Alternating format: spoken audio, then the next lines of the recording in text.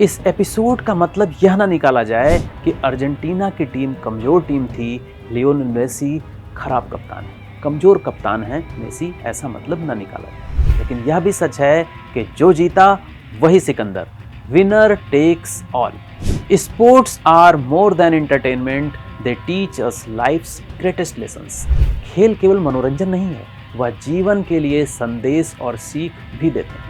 FIFA 2026 का final match एक नहीं बल्कि कई संदेश, कई सीख देकर गया।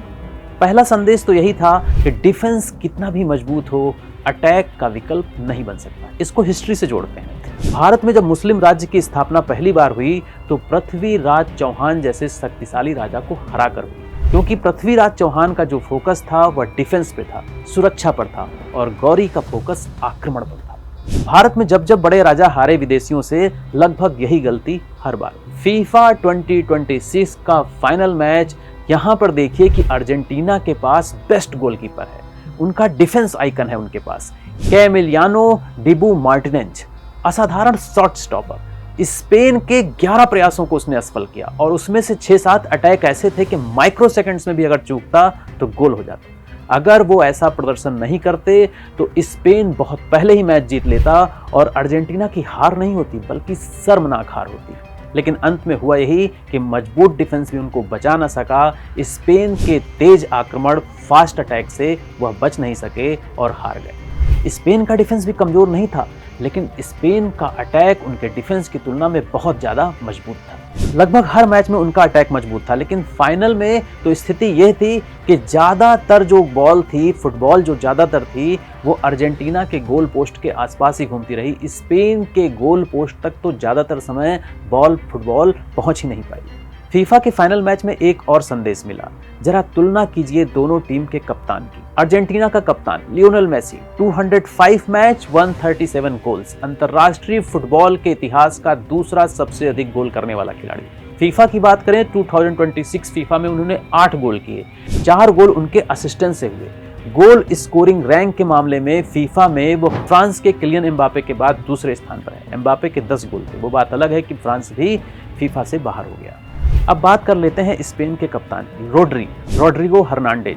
उतना ज़्यादा स्टारडम नहीं, स्टारडम था लेकिन मेसी के बराबर बहुत कम। टोटल 64 मैच उन्होंने खेले अंतर्राष्ट्रीय, 4 गोल किए। और तो और फीफा में उन्होंने कोई भी गोल नहीं किया, 0 गोल, लेकिन पूरे टूर्नामेंट के सर्वश्रेष्ठ खिलाड़ी साबित हुए, गोल्डन बॉल विजेता बने। अपनी टीम को उन्होंने 2026 फीफा का विजेता बनाया। इतना ही नहीं, उनकी कप्तानी में पूरे वर्ल्ड कप में स्पेन ने सिर्फ 1 गोल खाया। वह अटैकर नहीं थे बल्कि डिफेंसिव मिडफील्डर थे। उनका मुख्य काम गोल करना नहीं, खेल को नियंत्रित करना था, रक्षा तंत्र को मजबूत करना था। जिस तरह से सेमीफाइनल में मेसी ने 1 भी गोल नहीं किया इंग्लैंड के खिलाफ, बल्कि 2 गोल उनके असिस्टेंट से हुए, वही काम लगभग हर मैच में स्पेन के कप्तान ने किया। फाइनल में तो खास तौर पे किया। रोड्री पूरे करियर में, यहाँ तक कि फीफा फाइनल मैच में भी मैच की दिशा तय करते नजर आए। वह गोल करने वाले नहीं बल्कि गोल बनवाने वाले, पूरी टीम को नियंत्रित करने वाले, खेल की दिशा को तय करने वाले, लय निर्धारित करने वाले खिलाड़ी के रूप में, कप्तान के रूप में दिखे। और यह दिखाता है फुटबॉल ही नहीं बल्कि हर खेल स्टार खिलाड़ियों के व्यक्तिगत प्रदर्शन से नहीं बल्कि ऐसे खिलाड़ियों से जीता जाता है जो पूरी टीम को बेहतर बनाना जानते हैं, लयबद्ध करना जानते हैं। 2026 फीफा फाइनल मैच ऊर्जावान पीढ़ी और अनुभवी पीढ़ी के बीच का भी मुकाबला था। स्पेन की टीम अर्जेंटीना की तुलना में ज्यादा युवा थी। औसत आयु अगर देखा जाए स्पेन की टीम की थी 26.4 ईयर्स, वहीं अर्जेंटीना की एवरेज एज थी 28.8 ईयर्स, और यह बड़ा फर्क था। एक खिलाड़ी स्पेन का तो ऐसा था, लामिन यामाल। इसको 2012 में मेसी ने टब में नहलाया था, गोद में खिलाया था। अब ये सोचिए कितना बड़ा फर्क था एज के मामले में। स्पेन की टीम में ज्यादातर युवा खिलाड़ी थे, युवाओं को ज्यादा मौका मिला स्पेन की टीम में अर्जेंटीना की टीम की तुलना में।